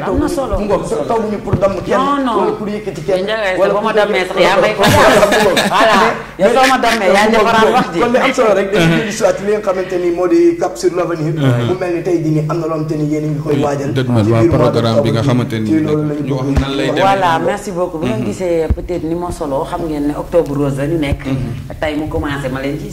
remercier PDG Ousin. parce que tey le 1er octobre mu invité ma. loolu daf ma sori na ci man daal. parce que yaakaar naa ren mooy 9 ans ñuy def don de fourniture. kon Amitop yàgg na koo def. daaw 8e édition ak ren mooy boo xamante ne ci turu CAP lañ koy defee. donc ñu koy def le 3 ak le 4 mais sama naa ne le 2 la le 3 ak le 4. parce que demain incha allah rabbi dañuy defal parce que sama calebasse yi ma la doon wax yi installé. dañuy dama jël calebasse en tout cas ñi nga xamante ne woo naa ñëpp ñi indi seeni liste bind nañu ko ku ne am indi na 5 personnes. ay jigéen ñu war leen defal formation parce que vendredi laa ko prévaroon mais vendredi eau de javel boo ko defaree day fanaan pour nga mën a xëy soog ko ci bouteille donc démb bi may réunion ak ñoom lañ ne ma jeudi lañ koy def si ngoon 17h mooy demain buñ ko defee former femmes yi on a 50 femmes ñuy defal formation en eau de javel buñ paree nag bouteille cap lañ koy def eau de javel cap sur l'avenir léegi après nañuy defal di jaay loolu lépp mun na fay na xam nga day jàppale jigéen ñi léegi ñoom demain lañ koy def on a 50 femmes à former demain à partir de 17h fii nii si koñ bi ñoom Seynabou Samb doon kii Ismaïla Samb lañ koy defee donc ñiy def formation bi si bokkaat sama calebasse yi muy ñaar ami Faye Maam Xaar ak Seynabou Samb ñoom ñooy former jigéen ñooñu donc bu ñu paree y a des diplômes ñeen jox mais après am nañ yeneen partenaires yoo xam ne dañu bëgg a génne suñu xaalis former jigéen ñi ëllëgee bu ñu toogee dañ ne lii ñoo ko def jàppale ñu day yomb am nañ formation physiologie ñu war a def ay madar savon yooyu yëpp prévoir nañ ko def la donc le 2 semaine demee lañ koy def bu ñu fanaanee xëy eau de javel ñu def ko si ay bouteilles le 4 mooy don de fourniture bi bu ñu xëy dañuy wàccee kaamil mo Abdallah Mamadou Sall ma doon àndal ak Babacar Bari ak Cheikh Malick Sy mooy garde ko sëñ Abdou Sy fi la dëkk ñoom ñëpp ñu wàccal leen kaamil donc suñu leen wàccalee kaamil ba 16h ñu def activité bi nag amul folklore sabaru ñu tëgguñu donc Koumba Dieng bàjjonu gox moo ñuy defal benn sensibilisation sur le cancer du sein et du col de l'utérus pour que ñu sensibiliser jigéen ñi fay ñëw mais xale yi am 9 ba 15 ans war a def dépistage ñu man leen a kii accompagne ñu am information que ne vaccin sax vacciné la dépistage excusez-moi tout à l'heure man ñu war leen a vacciner si 9 ba 15 ans pour que ñu mën a bañ a jànkonteel dans le ay jigéen ay feebar boo nga xamante ne day lore donc Koumba Dieng ak bàjjenu gox yi ñoom ñoo ñu koy defar bu ñu waxee ba pare après on va remettre les femmes seen diplôme de formation présenté produit benn femme ñu présenté li ñu def bu ko defee après on donne kilifa yi fa ñëw d'ailleurs sax invité nañ yépp on commence par le maire de la commune de Yoff invité nañ ko suñu Pape Abdoulaye Diouf Sarr livreur bi yóbbul na ko invitation depuis donc kilifa aada yi jaraaf nday jiree président Frey Yoff président Jamru Yoff ndomba tànke yi magi Yoff ñëpp envoyé nañ leen sax ay imam et ulama yi envoyé nañ pencum Yoff envoyé nañ ñu seen liste 10 personnes ay élèves ñu war a jox chaque année ouvrier Yoff yi envoyé nañ ñu seen liste 10 personnes ñu war a jox chaque année noonu lañ ko def quartier bu ne ak ñeneen ñi ma xam ñëpp ñu ngi inscrit on a à peu près 300 élèves yi ñu war a jox ay fourniture le 4 donc après ñu kilifa yi bu ñu waxee on a des attestations de reconnaissance à donner après ñu jox xale yi seen fourniture par lot parce que temps bi yoo par benn day métti ñu jox leen donc ñu ci invité waaye donc loolu mooy suñu programme le 4 on avait décidé de faire un don de sang mais dañu dem CNTS ñu ne ñu le 4 mooy samedi le 11 samedi ak le 17 moo disponible te le 17 la bàyyi seen bi takk soxna nga xam nga sama xarit la donc ma ne leen kon nañ ko yóbbu le 25 donc bu ñu defee activité bi ba pare le 4 le 25 bii di octobre dañuy def don de sang ñu ngi koy defee fële Philippe Senghor docteur Diop jox nañu benn salle bu tey disponible pour le 25 xam naa dinañ ci ñëwaat communiqué ci pour Yoff képp génn maye parce que ils nous ont dit que ne dafa sang dafa manqué ci réew mi te war nañ ci mën a taxaw donc on a un programme ñu ngi ciy def am nañ tuuti xam-xam am nañ tuuti lu ñu yéene waa Yoff lu ñu yéene Sénégal donc njagaay sa ñu ngi waaw mu nekk lu am solo mais li nga wax ni yëpp li nga fi lim nii budget la budget la nekkul loo xamante ni da ngay ñëw rek def ko nii dafa am lu mu àndal sur le plan financier. kon tey yow dafa am ñu lay jàppale ba nga mën a réaliser lii wala seeni propre moyens yéen mouvement. non si xam nga ku jàpp dat kooku depuis 9 ans la koy def daaw nekkuñu pouvoir ren tamit nekkuñu pouvoir mais buñ koy def ñu ngi sant te tey bu ñu ci kenn jàppalewul on va le faire incha allah pare nañ ko parce que chaque weer ñu ngi doon jël dara ci suñu salaire di ko bloqué pour don bi absolument chaque mois billaay wallaay damay jël dara sama salaire bloqué ko pour mouvement sama yaay sax xam na ko pour mouvement pour kii pour don de fourniture bi parce que dama ne lii dama koy def à vie léegi nag du ñàkk nga invité say nit ñu jàppale la soutenir la yónnee la ay fourniture comme flyers yi nii nit a xool rek wallaay Azim ne ma envoyé benn infographie Papa Diop Sall doomu imam Bamba Sall bi moo ma Yapak Diop moo toog rek defaral ma yónnee ma ko livré billaay wallaay carte membre VIP yi fayu ma si dërëm moo ma ko defal carte membre simple bi même chose kon ñun ci li ñu ne nit ñi ñu ngi jàppale te séquñoo kenn problème boo xamante ne war nañ mën a am sens interdit donc di woo aussi partenaire képp koo xamante ne yaa ngi dëkk yokk aussi don bi yaatu na loo ñu si mën a jàppale tamit day yokk mbir rek dañuy jël dañuy politique mais aussi politique de développement politique sociale la ñuy def kon ñëpp war nañ si mën a jàpp donc nit ñaa ngi ñuy jàppale mais même bu ñu joxul woon ñu préparé woon nañ pour def ko parce que chaque mois ñu ngi jël suñu salaire bu daj pour bon ma gis léegi mu yëkkati benn carte membre VIP waaye itam ci biir kàddoom dégg naa mu ne carte membre ordinaire lan mooy différencier VIP yi ak ordinaire yi laay na dafa am dégg merci da nga dégg de merci gis nga moo tax gis nga jeunes yi maanaam ñun jeunes yi dañuy xalaat dañuy xalaat surtout am jeunes yoo xam dañ toog ci keppaaru ay mag politique ñu leen di jàppale am nañ tuuti xam-xam en fait donc carte yi VIP la parce que am ñoom rek kon tey Ndiaga Aïssa yow mën nga bañ a bokk sama mouvement carte simple mooy ñi bokk ci mouvement bi les militants et militantes dañuy jënd carte yóbbu seen ay dëkk jaay def seen kii envoyé ñu dugal suñu kees parce que am nañ kees chaque mois dañuy cotiser 5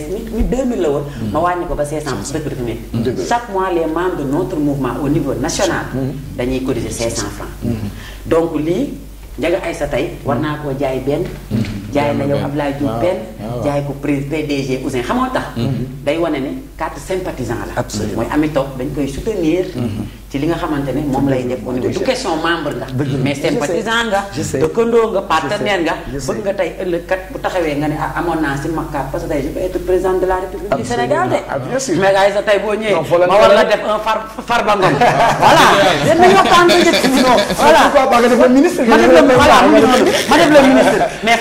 même moo ne un Farba Ngom tu seras le porte-parole mais ministre porte-parole parce que porte-parole yooyu si laa la gën a sentir si loolu lépp absolument man nga def ministre conseil porte-parole absolument voilà donc tey jii boo ab Cap sur l'Avenir taxawee naan ñun membre yi nga ne leen ami top sympathisant la dama ko doon soutenir affaires sociales yi ñu doon def donc carte VIP bi c'est pour les Yofois sénégalaises et sénégalais nga xamante ni bëgg nañu wala ñun ñu bëgg a jàppale dañuy jënd carte bi amul prix nag mën nañ ko jëndee ba 10 000 100 000 ça dépend quoi moom la mais carte membre simple c'est à 200 francs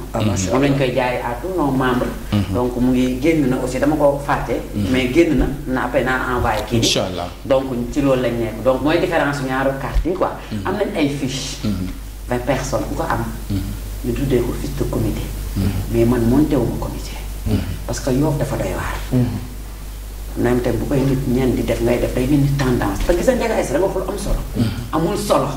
parce que demain on peut se retrouver kon Ndiaga Aïssa bu ciy wax nga doon lu rafet comme tey ni nga def nii tey vexé woo ma posé nga may question waxtaan nañ kafree parce que lii mooy Yoff keneen beneen parti bu toogoon fii tey ñun ñaay def confrontation wallaay Azim lu rafet laay wax ci yow bloqué naa ay waa Yoff élection président passé ñoom Facebook ma bloqué leen parce que dañ doon échange yu métti muy ñu far fee ma far fii ñuy échanger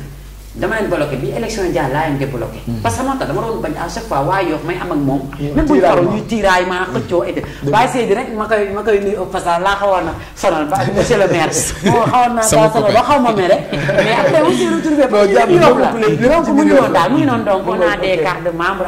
Ablaye donc ngeen jàpp ci rek si vous avez des conseils ñoo bokk Yoff te li may wuti Yoff la te ñu ki leen di wuti Yoff la li ñu bëgg Yoff bu dee Yoff moo ñu ñor nag ñun ñëpp ku ne li ngay yëngu rek nañ ci jàppalante ëllëg bu ñu waree toog mu doon lu rafet vraiment voilà waaw man moom damay ñëw ci li mu daaneelee rek comme que maa ngi la koy wax te chaque jour dama koy faral di wax Yoff dafa naqaree waxee waaye itam nit ku ne boo amee ay conviction am gëm-gëm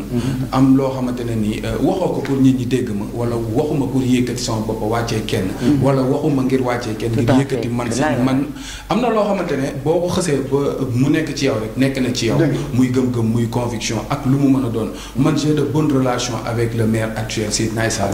qui est un frère te bu ma toogee fii critique yoo xamante ne critique yu positif moom la dama koy jël di ko sànni et pourtant maa ngi koy dimbali mu xam ko am mu bañ ko xam parce que am na ay éléments yoo xamante ne nii pas plus tard qu'hier dama doon waxtaan ak ñoom ndax ki fi toogoon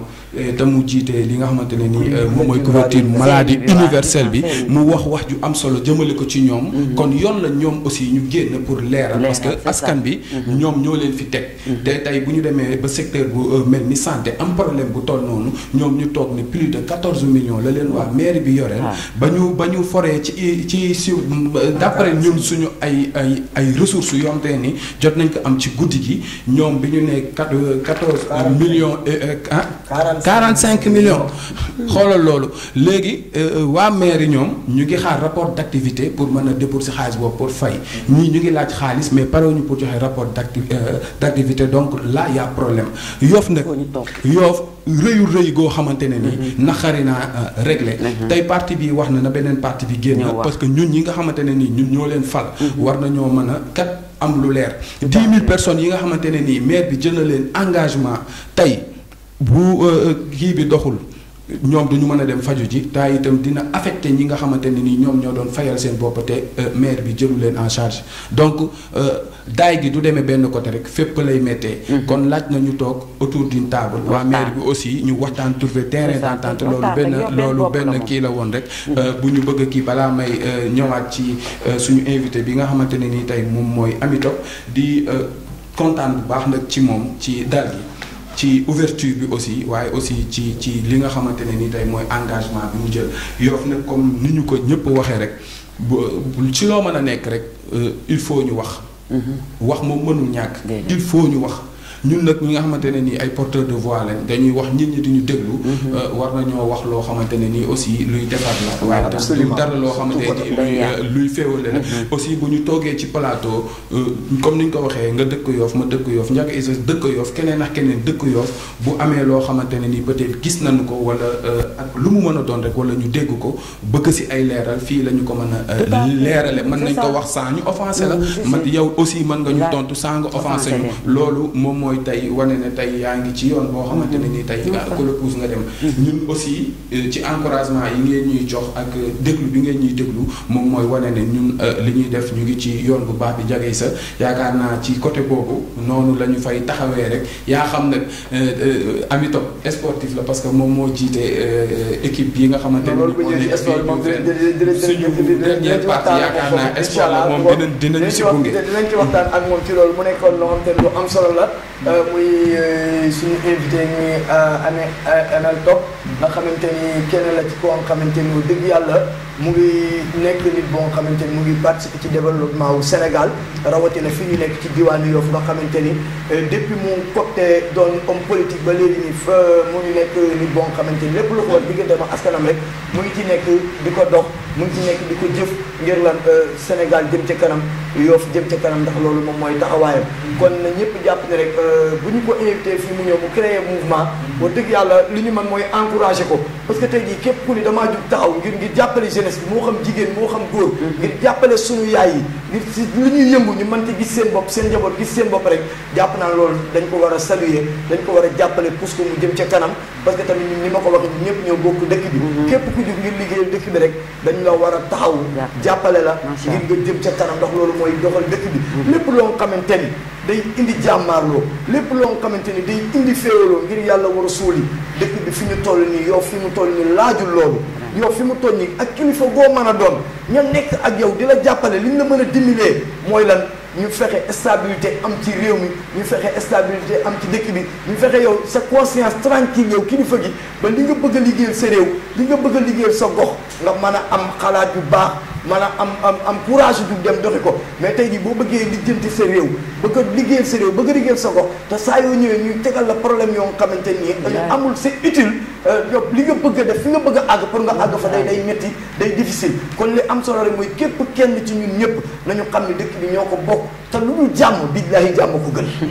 lu dul ànd moo ko gën nañ leen ànd di yëkkateendoo di tegandoo ngir lan lu ñu bëggal dëkk bi bëggal ko Sénégal ñu mën ko jël yóbbu ko ci kanam ñu bàyyi suñuy divergence personnelle yi ñu bëgg a jël di ko utiliser ngir lan ngir intérêt personnel nañu xool intérêt réew mi xool intérêt commun ngir lépp lu manti doon te sama bopp nag laa koy jëkkee parce que lépp lu manti ñun ñëpp ñoo bokk dëkk bi ñun ñëpp ñoo bokk li ñuy défendre mooy lan Yoff bu jëm ca kanam Sénégal bu jëm ca kanam kon ni ma ko waxee sànq mooy ubbi ki bëgg fu mu fanaan bëgg ku ko wéttali tëjal buntu moom leen a war a boole bu ñu waxtaanee jàmm mën na am kon lépp képp ku ñu invité fii rek bu kenn jàpp ni dañuy invité nit fii pour vexer ko wala dañuy invité nit fii pour jeter ko ay fleurs déedéet li ñu bëgg rek mooy ñu waxtaanee dëkk bu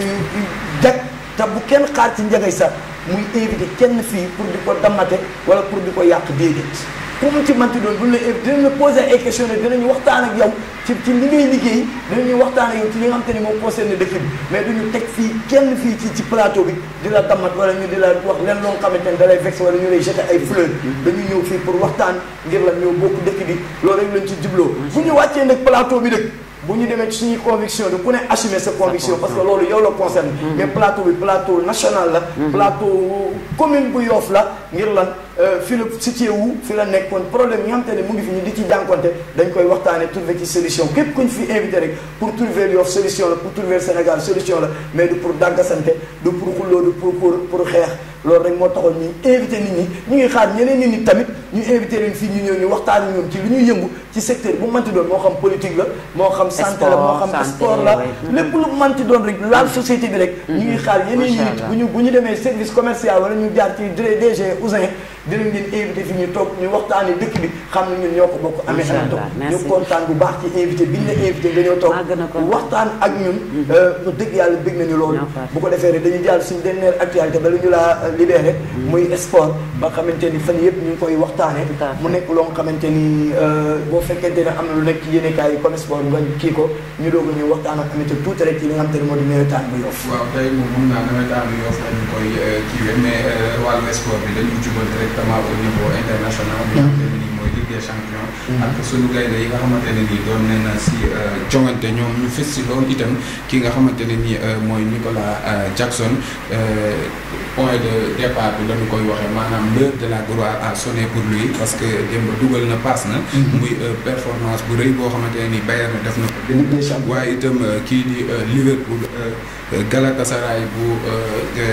Jackson ñoom tamit ñoom ñoo ko gagné benn bal ci dara mu nekk itam loo xamante ne nii ñu ngi koy xaar muy liste bi nga xamante ne nii Pape Thiaw war na ko fésal si 9e journée éliminatoire coupe du monde 2026 Pape Thiaw dévoile sa liste le 2 octobre incha allah rabbi jagay sa loolu la yéen a kaay fésal lu jëm ci wàllu tàggat yaram mu ngi noonu mu nekk lu am solo mu ne ñoo ko déggandoo mu nekk li nga xamante ne moo concerné Ligue des champions ak li nga xamante ne mooy liste bi nga xamante ne Pape Thiaw war na ko fésal suba ci jeudi bi à partir de 10h génne liste bi nga xamante ni ñoo war a défendre les couleurs nationales ci éliminatoire mondial 2026 bi war a am fële ci États-Unis nga xamante ni suba moom Pape Thiaw à partir de 10h dina génne liste bi nga xamante ni ñoom ñooy défendre les couleurs nationales ci match bi war a doon suñu diggante ak Soudan du Sud nga xamante ni ñoo koy fekk ji ak suñu match bi war a doon suñu diggante ak République Mauritanie nga xamante ni ñun ñoo leen di recevoir fii ci stade Maître Abdoulaye Wade nga xamante ni dina am le 10 ak le 14 octobre bi nga xamante ne ci la ñu jëm nga xamante ni dina fësal liste bi suba waaye ami en tant que présidente li nga xamante ni moo di entente bu xuur bi nga xamante ni tey jii nawetaan ji tàmbali woon nañ ko mais arrêté nañ ko ngir lan ay violence yoo xamante ni nemmeeku nañ ko muy am ci match yi te ci loo xamante ni wax dëgg yàlla c'est anormal parce que tey jii dëkk bu toll nii Yoff bu ñu ko bokkee dëkk yi ko séq yëpp ku ci nekk sa maam am na ci dëkk ba mu ne kon tey jii est-ce que yell na ñun jeunesse su Yoff ni ñuy doxalee ci nawetaan yi ñu koy doxalee ba mu ñuy jural ñu di ko arrêté ba ay mouvement di ci judd ngir waxtaan ngir nu ñu tàmbaliwaatee nawetaan yi est-ce que jotul tamit ñun jeunesse bi ci wàllu nawetaan ñu xoolaat suñu bopp ba yenn violence ñu di ko éviter. waaw loolu moom dama koy ñaawlu. parce que ñu ñëpp ñoo bokk li naan kër yu si jéem ba kër li maamu. donc ñu ñëpp ñoo bokk. donc bu fekkente ne yàlla dañu boole te surtout sax finalement on a fait 2 zones. zone A zone 6A ak zone 6B. ñu jël ñi nga xamante ne ay dañ doon jote lu bëri ay waaw ñu yóbbu ñii fii ñii fële. je pense que ren moom jàppoon naa ne nawetaan du am problème. mais des fois du doon ji peut-être dirigeant yi mais jeunesse bi la. donc dañu war a yokk dañu war a. je sais pas nan lañu war a mën a def wala des programmes pour permettre aux jeunes expliquer leen ñu am yeneen préoccupation bu ko defee day permettre ñoom dinañ tal leneen lu dul nekk ci ay violence ailleurs y a des jeunes responsables yu xëy di liggéey daal seen doole mais y a des jeunes yoo xamante ne defuñu dara dañuy kambi su dem ci appartement ma des fois damay toog am ku ñëw ne ma dañoo am anniversaire benn appartement dañu fayal affaire yooyu noonu et tout tase fa def ay affaires yu bon et tout donc yu bëri kii na yor donc il faut que ñun acteurs politiques mais acteurs administratifs aussi ñu xool nan la ñuy mën a defee pour sensibiliser les jeunes d'abord orienter leen ci yeneen programme de formation xool nu ñu leen accompagner les temps parce que ñu ñëpp yoo lañ dëkk accompagner leen bu ko defee dañ am yeneen préoccupation yu def ni violence moom dañ koy ñaawlu parce que fu mu mënti doon dañ koy ñaawlu di ko ñaawlu waaye aussi damay wax rek oui non à la violence mais oui à l'épanouissement parce que tamit fi ñu toll tamit sport Yoff dafa dellu ginnaaw RS Yoff wàcc na voilà li ñuy def rek mu ngi noonu RS Yoff wàcc na pro yi dañ ciy dégg Yoff bëreetul te pourtant y a des jeunes école de football yaa ngi fi Yoff te mën a football mais am na noo xamante ne bu ñu koy taxawee dañuy dem ba dañ naan lépp yi dañoo bëri histoire Yoff dañoo violent et tout parce que dañuy seetaan lépp parce que lii ñëpp ko yëg koo wax mu ne la lan ngeen def bañ arrêté lan la préfet te préfet fi loxoom egg wala li mu mën a bind wax ko keneen mënu ko wax donc damay lancer appel daal à la jeunesse di féliciter collectif bi fi créé wu ñoom Matar Diouf fa gis naa leen ba quartier yëpp donc di def liggéey bu am solo donc ñoom ni ñu koy defee noonu la nañ teg lépp nañ sensibiliser seeni moroom est-ce que ñu ne violence bi amul solo mais aussi ñun ñaan njekk ñu indiwaat ñu nawetaan yi parce que am na loo xamante ne vacances les gens ont besoin de s'épanouir les gens ont besoin de jouer fort parce que ku ne ak sa passion xam nga man politique passion la si man mais ami foofu nag ak dogal bi nga xamante ni ministre bi jël na ko ci nawetaan yi je pense suma jumul le 15 bi octobre ci la nawetaan yëpp di arrêté est-ce que tamit diggante bi féeg le 15 def fi nawetaan Yoff non vraiment man moom en tant que président damay wax même bu dul présidente sax mais en tant que Yoffoise gëwuma ne féeg le 15 ñaari zone yi ak stade benn bu am que ne mën na fi am te buñ commencé waatee xamuñ leen kii lay amaat ñu arrêté ñu man daal su ma proposé sama xalaat mooy que ñu bàyyi ba déwén mais aussi ñu toog waxtaan absolument surtout waxtaan ñu toog waxtaan même ñaari zone bu ñu ko defee zone A ak zone B mais ñaari zone yëpp nañu jéem a toogaat ñu waxtaan supporters yi président supporters yi toog ñu waxtaan wala président supporters yi tóngóoru wootee ñu toog bu xuri woote ñu toog ñu waxtaan daje boo xamante ne message assemblée générale bu ma gëm te ni ñëw toog ñu waxtaanee jeunesse bi en particulier en général mais waxtaanee nawetaanu en particulier je pense que loolu bu ñu ko defee yaakaar naa ne si am solo li may wax rek gis nga jeune moo mën a wax ak moom yow li ngay wax jeune en tant que jeune bu dégg la mag mënu koo wax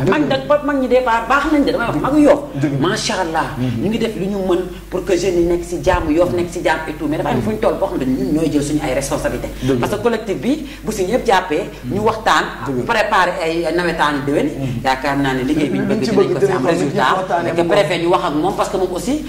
c'est l'administration voilà donc mënul ñëw rek def yenn yi te fi mu téye donc am na loo xamante ne war na ko mën a bàyyi bu sacrifier lenn pour que nit ñi nekk si jàmm voilà merci mu nekk lu am solo mu nekkoon ami ML Top honorable mu nekkoon suñu invité tey ñu waxtaan ak moom ci lépp loo xamante ne jëm na ci li nga xamante ne moo di mouvement am Cap sur l'avenir nga xamante ni ambition yi nga xamante ni am na ko yëpp ñu waxtaan ci ak moom dugg ci sport nga xamante ni moom mi tam mu ngi fi toog moom tamit ki xam ne présidente ASC la moom it muy bu xurwa nga xamante ni waxtaan nañu moom ci nawetaan bi mu nekk lu am solo ñu lay jaajëfal bu baax di rafetlu invitation bi ñëw bi ak ñi nga xamante ni dévoilé nañ ko suñu émission mu nekk lu lu am solo la ñu lay bàyyi rek nga tàggoo mbokk téléspectateurs yi. merci Ndiaga voilà avant tout di leen remercier Ndiaga yow sama frère nga. dëgg la bi ñu xamante yàgg na. dëgg la activité booy def da nga may woo des fois ma ñëw des fois du ma ñëw. peut-être xat-xat mais activité booy def di nga ma wax. dëgg la respecté nga ma. teg nga ma place. fu ñu tasee di nga taxaw jàmm sante waxtaan ak man laaj ma meer ñu doxal. dëgg la kon ñu ñëpp ñoo bokk dama lay sant di la gërëm. te di wax fi nga ko teg foofu la. ah boo génnee fii. am nga foo sa conviction sa vision mais bu dee da nga toog ci plateau mën nga invité ñëpp parce que day permettre ëllëg koo invité waat bu ñamee ñëw parce que naan kii nii impartial farul fenn moom li mu far mooy ci dëgg mais li mu far mooy dina def liggéeyam ba mu jaar yoon donc dama lay remercier waxtaan bi teg nga ko ci yoon maa lay tooñ rek naan la wiir mais wax dëgg fa yàlla xam naa peut-être sa ñeneen dinañ ne da maa nooyalal mbir mi waaye nooyalaloo ma parce que question yu bëri tamit comprendre nañ ko mais débat la dañuy waxtaan nga wax ma wax ñu échanger vraiment Ndiaga maa ngi lay remercier di la ñaan kilifa nga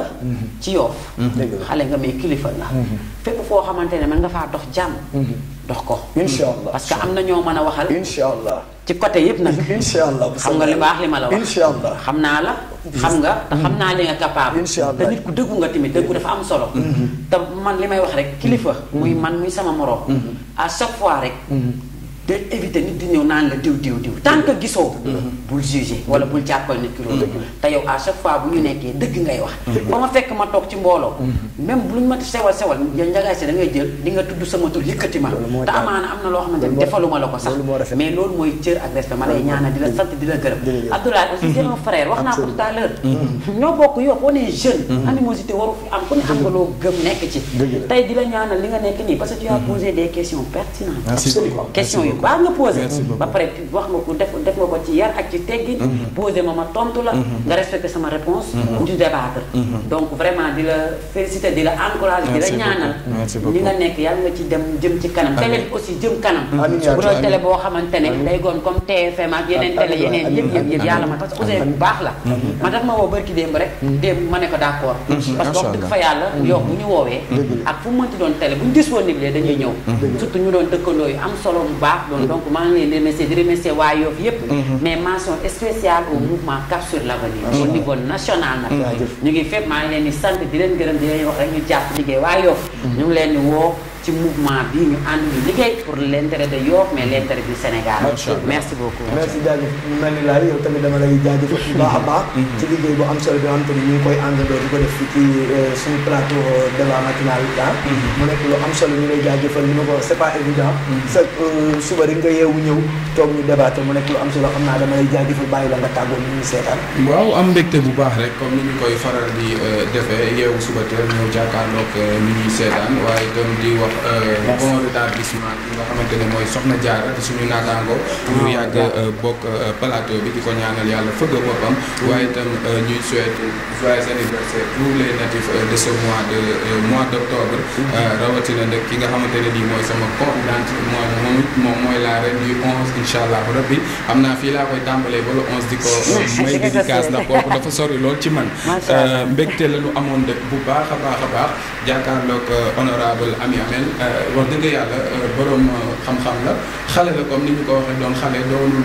warul mën a tee nga am jom warul mën a tee nga am fulla warul mën a tee itam nga jombale sa bopp dara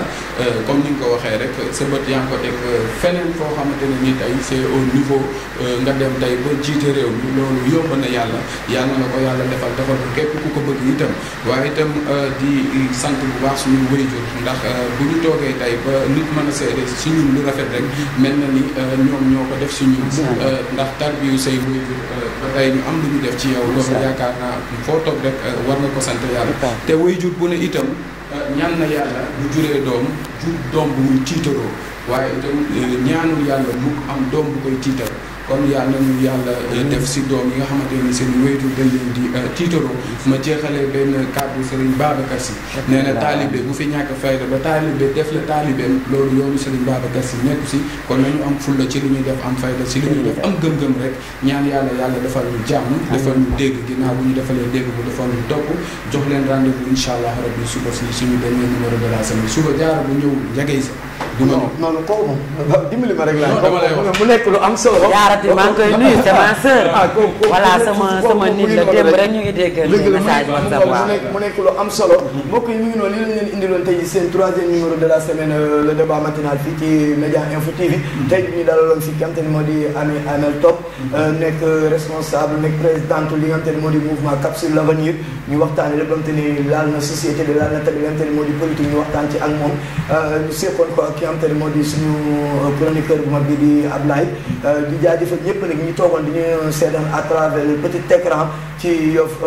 Média Info TV ñu ngi leen di jaajëfal ñoom ñëpp bàyyi ñu kenn di jaajëfal kilifa diine kilifa aada yi bàyyi ñu kenn le premier magistrat de la commune de Yoff tamit ñu ngi koy jaajëfal baax Seydina Issa Alaye Samb di ko ñaanal li ko Yoff dégg mu di ci liggéey yàlla na ko yàlla defal lu ëpp njortam moom tamit noonu lañu koy defee ku jë politique yi bàyyiwuñu kenn yéegite ko teg ko ci ki nga xam te ne moo di le secrétaire général li nga xam te ne moo di Renaissance républicaine monsieur Abdoulaye Diouf Sarr ak naataangoom ñi mu ko séqal yëpp bàyyiwuñu kenn di jaajëfal coutume bi bàyyiwuñu kenn ak képp comme ten rek yaa ngi ci biir Sénégal ñu ngi lay jaajëfal di la def sa wàccuwaay mais du ñu jeexal tamit te jaajëfal ñi nga xam te ne ñoo nekk ci ginnaaw caméra yi tey jii ñun la ñuy gis ñun ñooy fës ñun ñooy feeñ mais liggéey bi yëpp ñoom la tey jii bu ñu jekkee ba nit ñi mën ñu gis ñoom la muy ñi nga xam te ne ñooy cadre yeeg caméraman yi ku ci mel ni Babacar ku ci mel ni Saliou ku ci mel ni ki nga xam te ne ni moo di Alioune ñu ngi koy jaajëfal mais du ñu fàtte suñu rakk ju ñaaw ñi nga xam te ne moo nekk ci régie bi di def réalisation bu am solo bi muy soxna Satou ni ma koy waxee lu mu réalisé wul baaxul ñu ngi koy jaajëfal bu baax di ko wax bonne continuation di jaajëfal le PDG ki am te ne moo di Ousseynou Diagne ñaanal ko yàlla xalaat yeeg mébét yeeg yëpp yàlla na ko yàlla àggaleel ba fi mu bëgg a yóbbu télé bi mu yóbbu ko fa ñu ngi jaajëfal ñëpp di leen dig daje suba incha allah ci beneen numéro le débat matinal fii ci Média Info TV ciao ciao à demain incha allah qualité boo bëgg loo bëgg rek boo ñëwee fii nii fii ci Ndiaye Xéwal da nga ko fii fekk Ndiaye Xéwal rek neex naa xam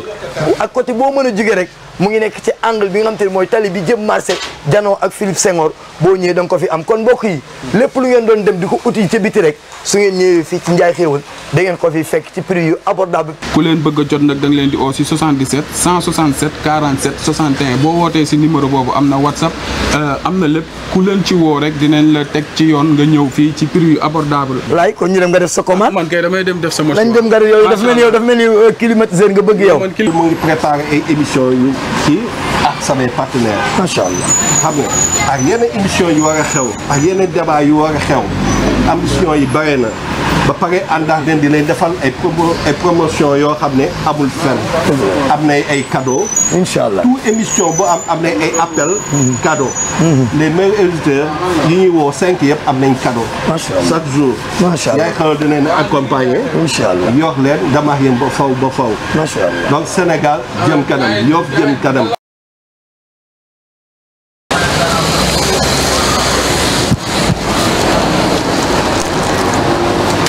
mais salaamaaleykum waaw mais sama waaj. waaye yow laay yow na mën naa la. mais maa la raw ci loolu nekk yi tey. maa ngi nii. say kon nee xam fi. man de dama dégg Ndiaye Xéwal ak tàngaay bi gisoo ni ma fi duggee. Ndiaye fii nag mooy bitig bu baax bi gis nga ñoo ko gisandoo Ndiaye Xéwal mooy bitig boo xamante ni lépp luy électroménager rek boo ñëwee fii da nga koy am. Ndiaye sa ba li ma tax a dugg fii am naa ko muy climatiseur. déggoo li ma la lépp loo bëgg laa la wax boo ñëwee fii ci Ndiaye Xéwal da nga koy am yow xam nga lu may def dañuy ànd ma wan la gis nga ventilo yi sophistiqué nga fi gis nga ventilo yi. moo ngi nii am na fi xoolal congélateur yi yëpp mu ngi fi ci Ndiaye Xéwal la nekk yëpp. ba pare ay marque yu yi nga am na marque Sharp xoolal Sharp bi. Sharp nekk marque bu baax am na Samsung. macha allah dafa nekk marque xoolal kaay ñëwal. xool gis nga tere da ngay gis ay 64 pouces. ak ay 46 pouces. 32 pouces yëpp fi am mu ngi nii. xaaral ma ëpp ànd tànn. gis nga yëpp te fii la am de yii nii mu ngi fii de. mu ngi fii ci Ndiaye Xéwal boo ñëwee da nga ko fi fekk. dama Ndiaye Xéwal dafa uyoo. gis nga mini ventilo yi yu abordable lay jaay. mini ventilo yi heure boo ñëwee da nga ko fi